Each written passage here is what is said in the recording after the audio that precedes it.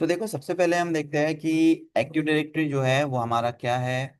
इस सर्विस का यूज हम कैसे करते हैं, इसका क्या इंपॉर्टेंस है, ये सारी चीजें हम देखते हैं। बट एक्टिव डायरेक्टरी देखने के पहले हम थोड़ा सा चीजें देख लेते हैं। किस चीज के बारे में? वर्क ग्रुप एंड डोमेन के बारे में। वर्क ग्रुप एंड डोमेन के बारे में इसलिए देख रहे हैं क्योंकि वर्ल्ड वाइड सिर्फ दो ही इन्वायरमेंट हम यूज करते हैं।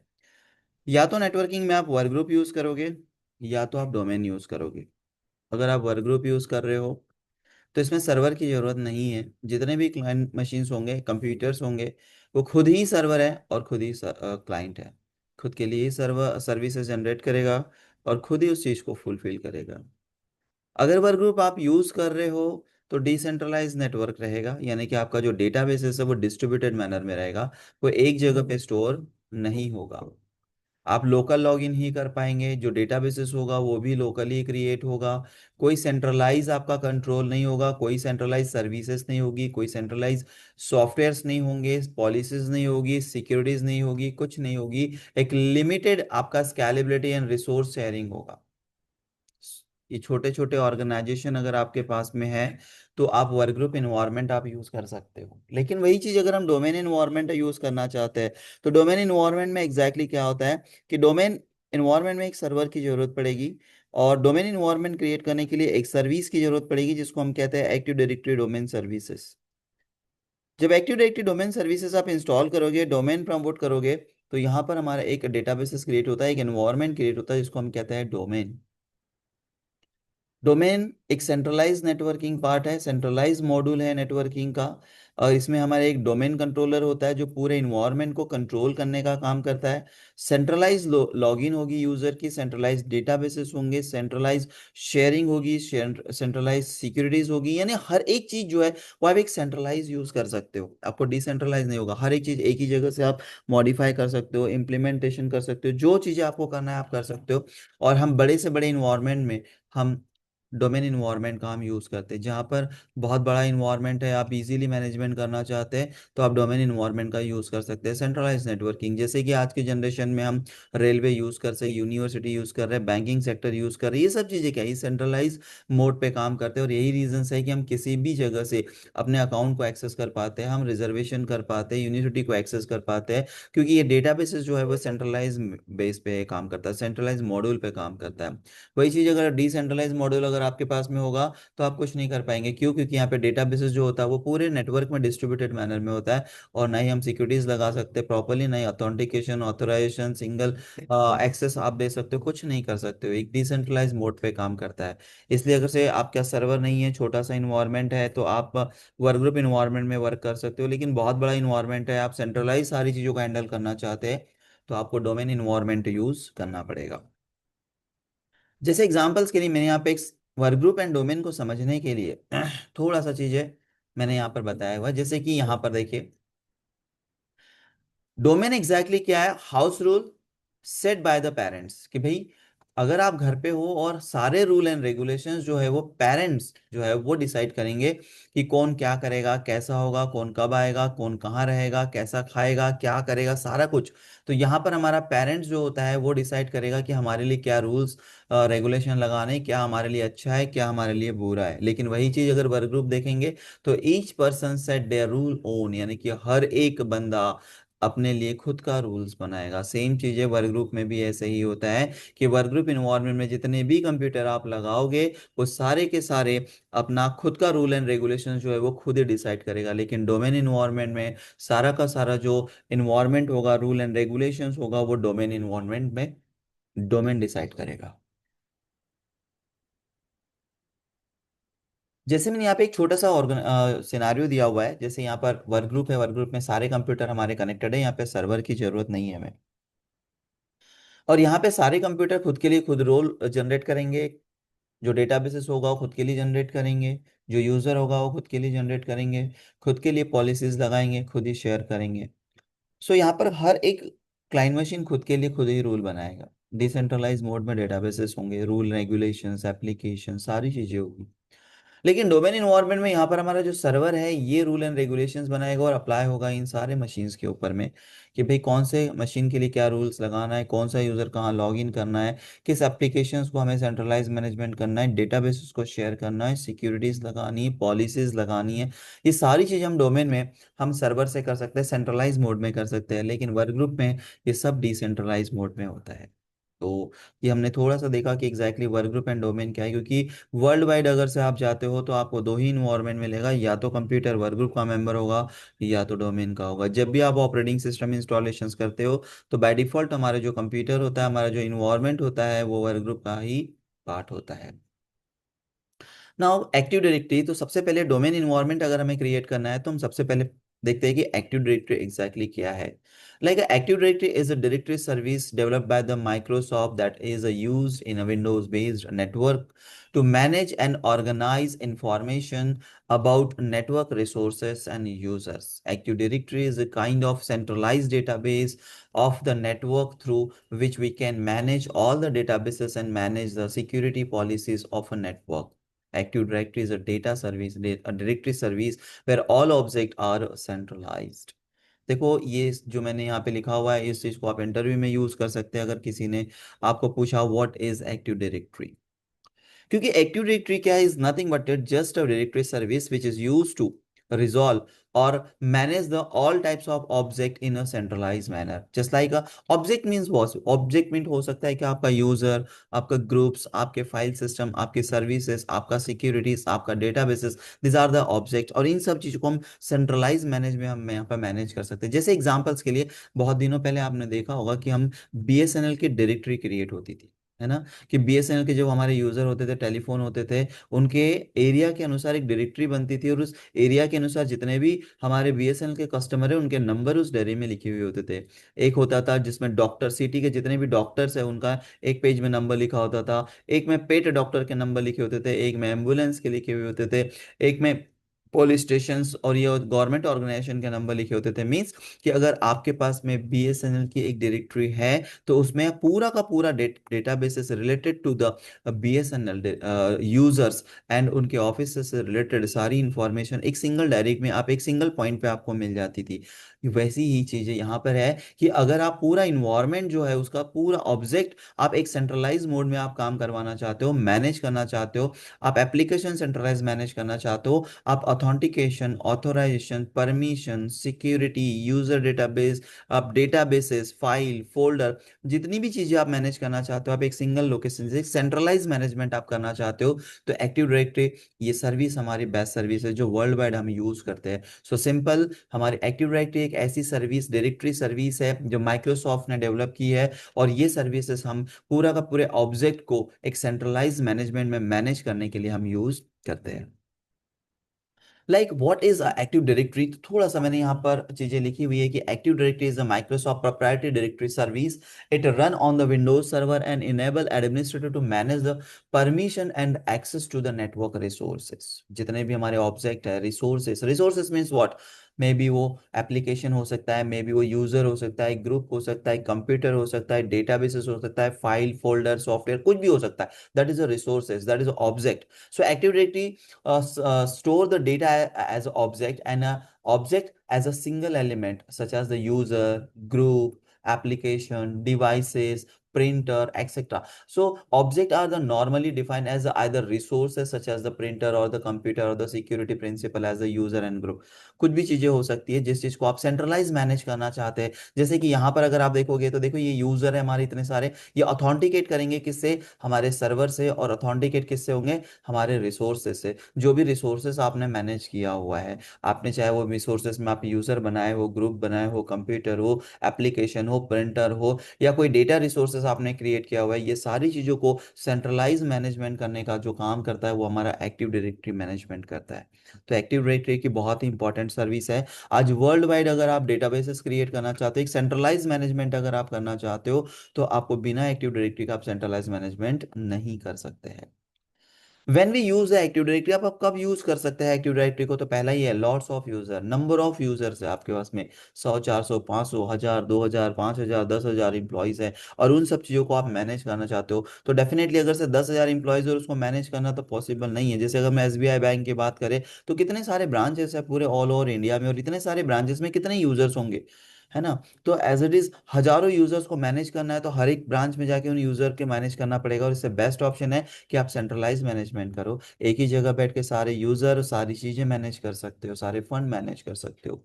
नीड है सेंट्रलाइज मैनेजमेंट, आप चाहते हो कि आपका ऑर्गेनाइजेशन चाहे छोटा हो, बड़ा हो, मिड साइज हो, आप सारी चीजें सेंट्रलाइज मैनेज करना चाहते हो, चाहे वो डेटाबेसेस हो, चाहे वो यूजर हो, चाहे वो परमिशन हो, चाहे वो एप्लीकेशन हो, कोई भी चीजें आप मैनेज करना चाहते हो सेंट्रलाइज, तो एक्टिव डायरेक्टरी आप यूज कर सकते हो। If need the policies to organize whole organization, आप चाहते हो कि कोई भी पॉलिसीज है, कोई भी एप्लीकेशन, जैसे एग्जांपल्स के लिए बहुत साल पहले हमने देखा था नोटबंदी का काम आया था, और हमें रात के 12 बजे ही बताया गया था कि भाई आज के रात के 12 बजे से 500 का नोट, 2000 का नोट बंद।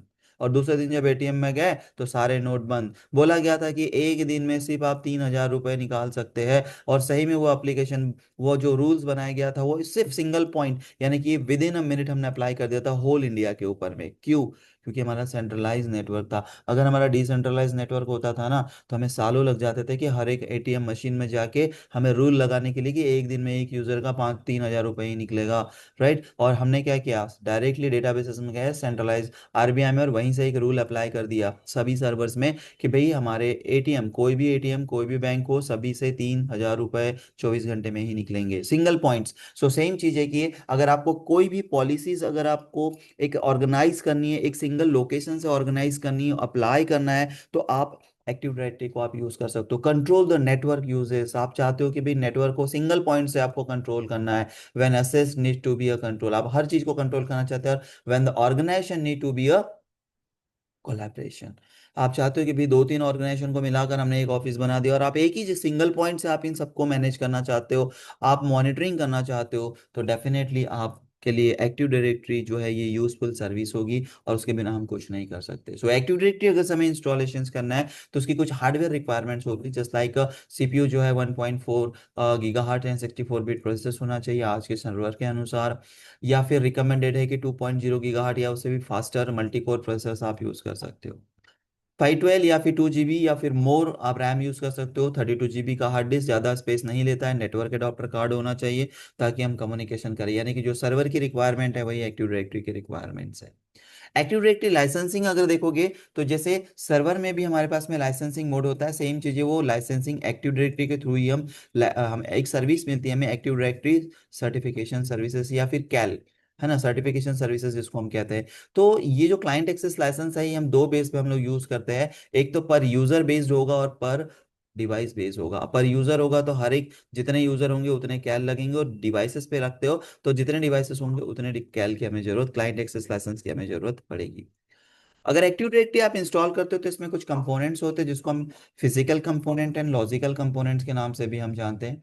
लॉजिकल कंपोनेंट जो जिस लाइक का डोमेन है, ऑर्गेनाइजेशन यूनिट है, ट्री है, फॉरेस्ट है, और फिजिकल स्ट्रक्चर अगर देखा जाए तो हमारे साइट्स एंड डोमेन कंट्रोलर है। सो लॉजिकल स्ट्रक्चर में जिसको हम छू नहीं सकते, टच नहीं कर सकते, बस स्ट्रक्चर होंगे, डेटाबेसेस होगा। एंड फिजिकल स्ट्रक्चर जिसको हम टच कर सकते हैं, छू सकते हैं।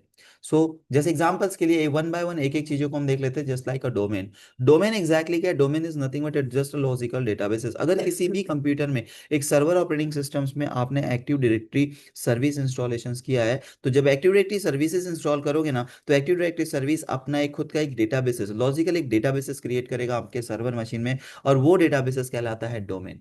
Like a domain is a logical grouping of network resources such as the computer, printer, user accounts, है ना, पॉलिसीज है, अकाउंट पॉलिसीज है, ग्रुप पॉलिसीज है, सारी सेटिंग्स जो होती है, ये हमारे डेटाबेसेस होता है एक्टिव डायरेक्टरी का।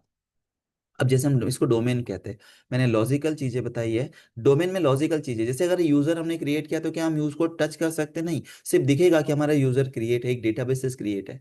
है ना, हम उसको टच नहीं कर सकते, छू नहीं सकते। सेम चीजें डोमेन जो स्ट्रक्चर होता है, ये this is nothing but it just a databases of active directory, this is logical databases is called to a domain. So जितने भी हमारे रिसोर्सेस होते हैं एक्टिव डायरेक्टरी के, जो डेटाबेसेस होते हैं, हम उसको डोमेन कहते हैं, जो लॉजिकल होता है।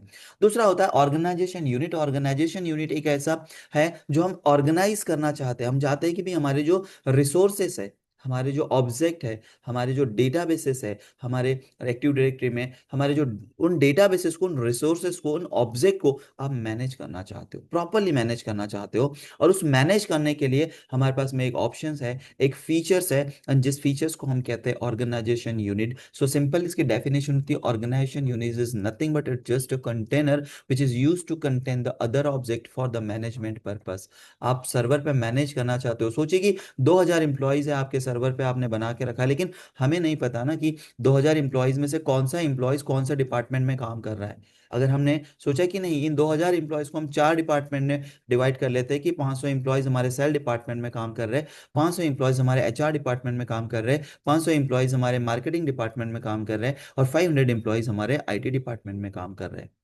तो आप क्या करेंगे, एक ओयू बनाएंगे और 500 इंप्लॉयज को उस ओयू के अंदर डाल देंगे, ताकि आप बाइफरकेट कर सको कि भाई कौन सा इंप्लॉयज कौन से डिपार्टमेंट में काम कर रहा है।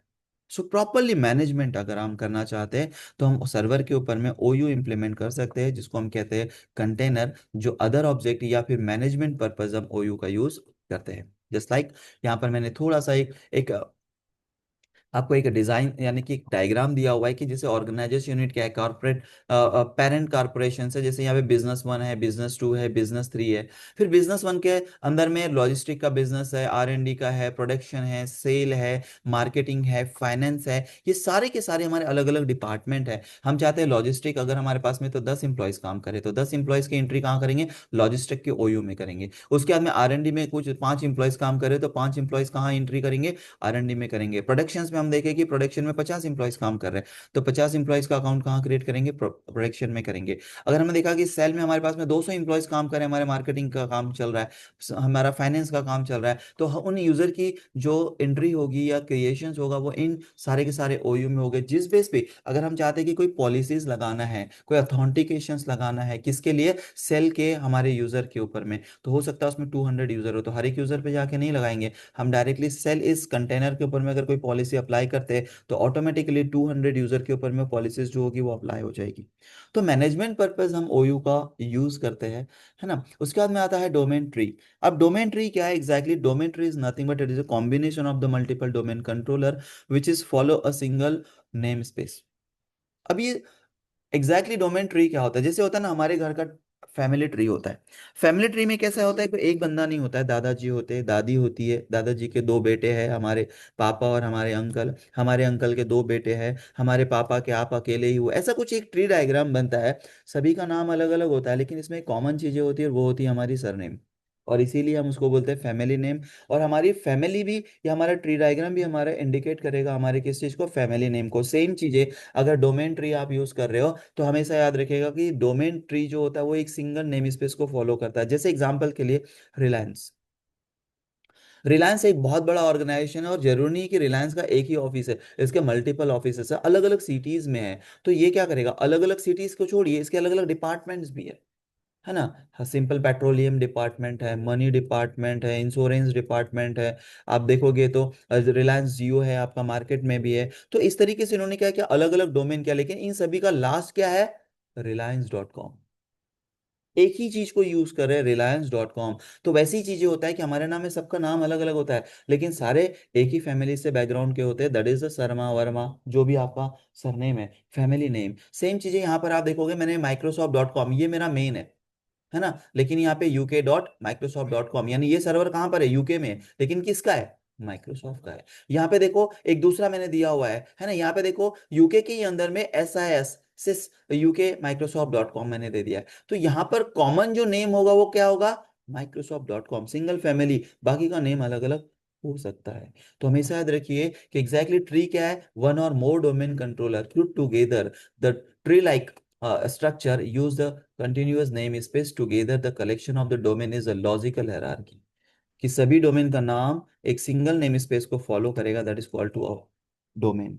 नाउ फॉरेस्ट, फॉरेस्ट क्या होता है? आपने देखा होगा ना कि अगर हम कहते हैं फॉरेस्ट में जंगल, तो जंगल में एक तरीके के पेड़ होते हैं क्या? नहीं, उसको जंगल नहीं कहते। जहां पर एक तरीके के पेड़ होते हैं उसको हम क्या कहते हैं? बगीचा, गार्डन। लाइक ऑरेंज का बगीचा है, अंगूर के बगीचे हैं, आम के बगीचे हैं, तो इनमें सिर्फ सिर्फ आम के ही पेड़ होंगे, अंगूर के ही पेड़ होंगे, संतरे के ही पेड़ होंगे। लेकिन अगर हमारे पास एक ऐसा पहाड़ी इलाका है या खाली जमीन है जिसमें हर तरीके के पेड़ है, हम उसको बगीचा नहीं, उसको जंगल, फॉरेस्ट करते हैं। सेम चीजें यहां पर भी वही चीज है। The forest is nothing but it is a combination और collection of the multiple tree. अलग अलग ट्री का जो ग्रुप होगा, कॉम्बिनेशंस होगा, उस चीज को हम कहेंगे फॉरेस्ट। राइट? तो यहाँ पर देखिए डोमेन ट्री, डोमेन ट्री। यहाँ पर देखो एक चीज जो company.com है, तो यहाँ पर देखो नेम अलग है ना? तो सिंपल जो भी हमारा ऑर्गेनाइजेशंस होता है, यहाँ पर हमारा नेम स्ट्रक्चर जो होगा वो अलग अलग होगा, और अलग अलग ट्रीज का कलेक्शन ही हमारा फॉरेस्ट जो होगा वो कहलाएगा। नाउ डोमेन कंट्रोलर एग्जैक्टली क्या होता है? डोमेन कंट्रोलर की अगर हम बात करें, तो domain controller is nothing but it just a machine, एक फिजिकल मशीन। अगर मेरे पास में ये मशीन है, इस मशीन में मैंने सर्वर ऑपरेटिंग सिस्टम डाल दिया, इसमें एक एक्टिव डायरेक्टरी इंस्टॉलेशन कर लिया, तो एक्टिव डायरेक्टरी की वजह से क्या होगा? इसके अंदर में एक डोमेन क्रिएट होगा, लॉजिकल स्ट्रक्चर, और उस लॉजिकल स्ट्रक्चर को कंट्रोल कौन कर रहा है? ये मशीन कंट्रोल कर रही है, और इसीलिए इस मशीन को हम क्या कहेंगे? Domain controller. इस मशीन को क्या कहेंगे? डोमेन कंट्रोलर कहेंगे। तो simple, domain controller is a server that run the active directory domain services rule. It store user account information, manage authentication, authorization request, and the request changes to the other domain controller in the same domain. A domain can have a multiple domain controller to provide a redundancy and the fault tolerance. Domain controller different different types के होते हैं, लेकिन domain controller is nothing but it just a physical structure. Means एक वो ऐसी machine जिसके ऊपर में हमने एक्टिव डायरेक्टरी इंस्टॉल किया है, और एक डेटाबेसेस को रन करता है, वो कंट्रोल करता है, उस मशीन को हम डोमेन कंट्रोलर के नाम से हम जानते हैं। जस्ट लाइक यहाँ पे देखोगे तो ये हमारी मशीन है, और ये मशीन में क्या करके रखा है हमने? एक एक्टिव डायरेक्टरी इंस्टॉलेशन किया हुआ है जिससे हमारा डेटाबेसेस क्रिएट किया है, और उस डेटाबेसेस को ये मशीन हैंडल कर रही है, कंट्रोल कर रही है, इसलिए इस मशीन को क्या कहेंगे? Domain controller. और यहाँ पे रेस्ट ऑफ हमारे क्लाइंट मशीन्स है, मेंबर्स है। तो इस तरीके से हमारा डोमेन कंट्रोलर करेंगे। अब डोमेन कंट्रोलर अगर देखा जाए, तो domain controller different different types के डोमेन कंट्रोलर होते हैं। कौन कौन से टाइप्स के डोमेन कंट्रोलर होते हैं? कभी कभी पूछा जाता है what are the types of domain controller. So simple, primary domain controller, additional domain controller, इसको पीडीसी कहते हैं, इसको एडीसी कहते हैं, child domain controller that is a CDC, backup domain controller BDC, RODC. This are the 5 types of domain controllers. Right? तो ये हमारे types of domain controller. जब हम एक्टिव डायरेक्टरी इंस्टॉलेशन करने के बाद डोमेन प्रमोट करेंगे, तो आप उस डोमेन, उस मशीन्स को क्या रोल प्ले करने वाले हो? एडीसी, पीडीसी का रोल प्ले करने वाले हैं, एडिशनल का रोल देने वाले हैं, चाइल्ड डोमेन का रोल देने वाले हैं, बैकअप का या रीड ओनली का। इट इज डिपेंड कि आप जिस जो भी रोल प्रोवाइड करना चाहते हो उस मशीन को, उस रोल के अनुसार वो मशीन हमारी काम करेगी। Domain site, site is nothing but it just a location. अगर सोचो कि मेरा ऑफिस नागपुर में, एक आईटी पार्क में, एक बुट्टी बोरी में है, एक गिट्टी खदान में, this are the my sites, कि मेरे 3 साइट्स है। एक बुट्टी बोरी में मेरा एक साइट है, एक मेरा आईटी पार्क में एक साइट है, एक मेरा गिट्टी खदान में एक साइट है। तो exactly site is nothing but it just a physical organization या physical structure of our office. This called to a sites, जहाँ पे एक डोमेन कंट्रोलर होगा, कुछ सम क्लाइंट्स होंगे, और उस डोमेन कंट्रोलर को हम एक्सेस करेंगे। एक्टिव डायरेक्टरी साइट जैसे एग्जांपल लिया हुआ है मैंने यहाँ पर कि भाई ये हमारा एक साइट है बिल्डिंग में, ये दूसरा साइट है, तीसरा साइट है, और इन सभी के बीच में हमने कुछ इंटरनेट कनेक्टिविटी के थ्रू हमने क्या करके रखा हुआ है? कनेक्टिविटी जो है वो हमने करके रखा हुआ है यहाँ पर। तो कुछ इस तरीके से हमारे मल्टीपल साइट्स भी हो सकते हैं।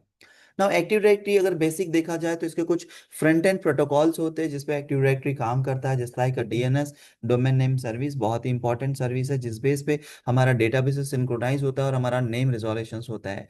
दूसरा होता है LDAP, light weight directory access protocol. अगर हम switch sorry server to server हम डेटा ट्रैवल करवाना चाहते हैं, सिंक्रोनाइज करवाना चाहते हैं, आप क्लाइंट टू सर्वर आप डेटा सिंक्रोनाइज करवाना चाहते हो, तो आपको एलडैप यानी light weight directory, light weight directory access protocol, इस प्रोटोकॉल की जरूरत पड़ेगी। कभी कभी क्वेश्चन पूछ लेता है कि which protocol is use to install the active directory. So LDAP protocol पे ही हमारी एक्टिव डायरेक्टरी इंस्टॉल होती है। Schema, schema is nothing but it just databases, है ना? इसको हम कहते हैं डेटाबेसेस, यानी कि हम सिंपल कह सकते हैं कि building block of databases of active directory. उन डेटाबेसेस को हम स्कीमा कहते हैं। ग्लोबल कैटलॉग सर्वर एग्जैक्टली क्या होता है? This is nothing but it just maintain the hierarchy and the databases table. अगर सोचिए हमारे इन्वायरमेंट में 200 कंप्यूटर में हमने 4 प्रिंटर लगा के रखा हुआ है, और किसी क्लाइंट मशीन्स को प्रिंट आउट देना है, तो क्लाइंट को कैसे पता चलेगा कि प्रिंटर कहाँ पर है? वो किससे पूछेगा? ग्लोबल कैटलॉग सर्वर से पूछेगा। और ग्लोबल कैटलॉग सर्वर ही होता है, उसके पास में सारी इंफॉर्मेशन होती है कि कितने सर्वर्स है, कितने क्लाइंट्स है, हमारा डेटाबेसेस कैसा है, क्या ऑर्गेनाइज किया हुआ है, सारी इंफॉर्मेशन। एंड बाय डिफॉल्ट जो हमारा ऑर्गेनाइजेशन का पहला सर्वर होता है, that is primary domain controller, PDC, उसी में हमारा ग्लोबल कैटलॉग सर्वर होता है। एफएसएम में रोल जिसको हम कहते हैं फ्लेक्सिबल सिंगल मास्टर ऑपरेशन, ये हमारे 5 रोल्स होते हैं, और ये 5 रोल्स जो होते हैं, इस 5 रोल्स बेस्ड ही हम एक्टिव डायरेक्टरी का डेटाबेसेस जो होता है वो हम मैनेज करते हैं। अब ये जस्ट लाइक छोटी छोटी इंफॉर्मेशंस मैंने दी हुई है, आगे चल के हम ये सारी चीज़ें बहुत अच्छे से पढ़ेंगे। Just like a domain naming system किस तरीके से कन्फिगर होता है वो मैंने थोड़ा दिखाया है। एलडैप जो होता है उसका डेटाबेसेस किस तरीके से मैनेज करता है, ये मैंने थोड़ा बताया। Light weight directory access protocol जो हम मैनेज करते हैं एक्टिव डायरेक्टरी का डेटाबेसेस। जैसे एक्टिव डायरेक्टरी स्कीमा मैंने आपको बताया कि भाई यहाँ पे डेटाबेसेस का हायरार्की बनाई जाती है, टेबल्स बनाई जाती है ना, जिसमें यूजर, उसके सिंटेक्स, उसकी सारी इंफॉर्मेशन हमें यहाँ पर मिलेगी स्कीमा में। So schema is nothing but just building block of the active directory which manage by the domain. So simple building block जिस बेस पे हमारा एक्टिव डायरेक्टरी जो होता है वो हमारा काम करता है। ग्लोबल कैटलॉग सर्वर अगर देखा जाए तो जितनी भी इंफॉर्मेशन होती है ग्लोबल कैटलॉग सर्वर है, हमारे सर्वर पे, हमारे इन्वायरमेंट में, हमारे नेटवर्क पे, वो सारी इंफॉर्मेशन आपको कहाँ पे मिलेगी? गेटलॉग, ग्लोबल कैटलॉग सर्वर के ऊपर में मिलेगी। तो ग्लोबल कैटलॉग सर्वर एक ऐसा डेटाबेस होता है जिसमें हमारे पूरे रिसोर्सेज की इंफॉर्मेशन जो होती है वो हमारे गेटलॉग ग्लोबल कैटलॉग सर्वर के ऊपर में आपको देखने को मिल जाएगी। उसके बाद आप देखोगे तो एफएसएमए रोल, 5 प्रकार के एफएसएमए रोल्स मैंने आपको बताया। फॉरेस्ट में होता है schema master, domain naming master, RID master, PD simulator, infrastructure master.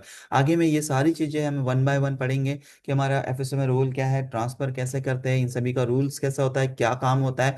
हम सिंपल मैंने यहाँ पे एक छोटी सी पिक्चर दी हुई है जिस बेस पे हमारा एफएसएमए रोल क्या है हमने यहाँ पे दिया हुआ है। आगे हम इसके प्रैक्टिकली हम इसको पढ़ेंगे। तो एफएसएमए रोल में थोड़ी सी इंफॉर्मेशन भी मैंने लिखी हुई कि आरआईडी मास्टर क्या होता है, स्कीमा मास्टर क्या होता है, नेमिंग मास्टर क्या होता है। जैसे स्कीमा मास्टर आप देखोगे तो manage the read write copy of your active directory schema, मैंने पहले ही बताया कि डेटाबेसेस होता है।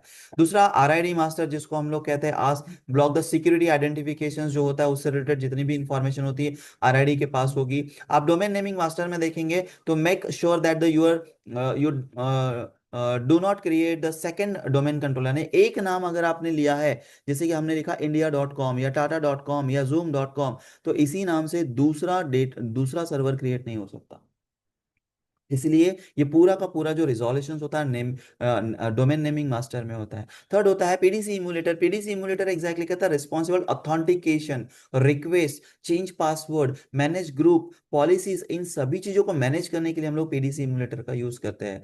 इंफ्रास्ट्रक्चर मास्टर जहां पर हमारा एसआईडी हो गया, है ना, जो भी हमारा ग्लोबल हम आइडेंटिफिकेशन करने के लिए जितनी भी चीजें हम यूज करते हैं वो सब इंफ्रास्ट्रक्चर मास्टर के पास होता है। मीन्स सिंपल कह सकते हैं कि किसी कंपनी को मैनेज करने के लिए हम अलग अलग डिपार्टमेंट, अलग अलग मैनेजर बनाते हैं। सेम चीजें हमारे पूरे के पूरे डोमेन इन्वायरमेंट में एक्टिव डायरेक्टरी के डेटाबेसेस को मैनेज करने के लिए 5 डिपार्टमेंट्स है। That department is called to like a FSMA, flexible master operation role, right. तो ये चीजें आपको देखने को मिल जाएगी। एक्टिव डायरेक्टरी डेटाबेसेस अगर देखा जाए तो हमारे जो डेटाबेसेस होता है ना, ये कहाँ पर होगा? ये डेटाबेसेस होता है हमारा बाय डिफॉल्ट कहाँ पर? सी ड्राइव, विंडोज और एनटीडीएस। एनटीडीएस नाम का एक फोल्डर क्रिएट होता है, और इस एनटीडीएस के अंदर में सारी की सारी एक्टिव डायरेक्टरी की जो फाइल फोल्डर होता है ना, ये सारी चीजें आपको देखने को मिल जाएगा। एनटीडीएस डेटाबेसेस जो होता है उसका नाम क्या होता है? एनटीडीएस.dit, इस नाम से फाइल बनती है, और इस फाइल के अंदर में सारी की सारी इंफॉर्मेशन आपको जो होगी मिलेंगे। इसमें 3 टेबल कंटेंट होते हैं, कौन कौन से? लिंक टेबल, डेटा टेबल और सिक्योरिटी डिपॉजिट टेबल। ये 3 टेबल होता है जो पूरे के पूरे हमारे एक्टिव डायरेक्टरी को मैनेज करता है। यहाँ पर डेटाबेसेस की जो फाइल्स होती है वो भी मैंने बताई है कि ebd.log है, ebd.chk, ये हमारी फाइल्स होती है जो पूरा का पूरा हमारा डेटाबेसेस को ट्रैक करती है, रिजॉल्व करके रखती है। नंबर ऑफ फाइल्स होते हैं जैसे कि temp.edu होता है, res1.log है, res2.log है, ये सारे हमारे डेटाबेसेस एनटीडीएस के अंदर में फाइल्स होती है, और इन फाइल्स में पूरा डेटाबेसेस जो होता है वो हम मैनेज करते हैं। सिसवॉल एक और फोल्डर होता है जो ऑटोमेटिकली क्रिएट होता है हमारे सर्वर के ऊपर में, और सर्वर के ऊपर में जो ऑटोमेटिकली क्रिएट होगा सिसवॉल नाम का फोल्डर, ये ऑटोमेटिकली शेयर्ड होता है। ठीक है, ये क्या होगा? ऑटोमेटिकली शेयर्ड फोल्डर क्रिएट होता है, और इसका भी लोकेशन आपको सी ड्राइव, विंडोज एंड सिसवॉल के अंदर ही आपको यहाँ पर देखने को मिल जाए। और तो यहाँ तक कि हमने थोड़ा सा एक्टिव डायरेक्टरी के बारे में पढ़ा हुआ है। कि एग्जैक्टली एक्टिव डायरेक्टरी क्या है, लॉजिकल एलिमेंट्स क्या है, फिजिकल एलिमेंट्स क्या है, डेटाबेसेस क्या है। अब इसके आगे हम देखेंगे कि एक्टिव डायरेक्टरी का इंस्टॉलेशन हम कैसे करते हैं, उसमें हम डोमेन प्रमोट करना चाहते हैं तो हम क्या करेंगे। तो इसका जो नेक्स्ट वीडियो उसमें हम लोग देखेंगे लैब एक्टिव डायरेक्टरी को, और एक्टिव डायरेक्टरी के लैब में हम तीन चार तरीके की चीजें देखेंगे। पहला देखेंगे एक्टिव डायरेक्टरी का इंस्टॉलेशन, दूसरा देखेंगे एक्टिव डायरेक्टरी का प्रमोशन, तीसरा देखेंगे हम लैब एक्टिव डायरेक्टरी का इंस्टॉलेशन डिमोटेशन और इंस्टॉल द एक्टिव डायरेक्टरी। ऐसे चार, यानी पहले इंस्टॉल करेंगे, डोमेन प्रमोट करेंगे, फिर डिमोट करेंगे, फिर इंस्टॉलेशन करेंगे। तो कुछ इस तरीके से हम लैब में देखेंगे। तो फिलहाल हम यहीं रुकते हैं और फिर आगे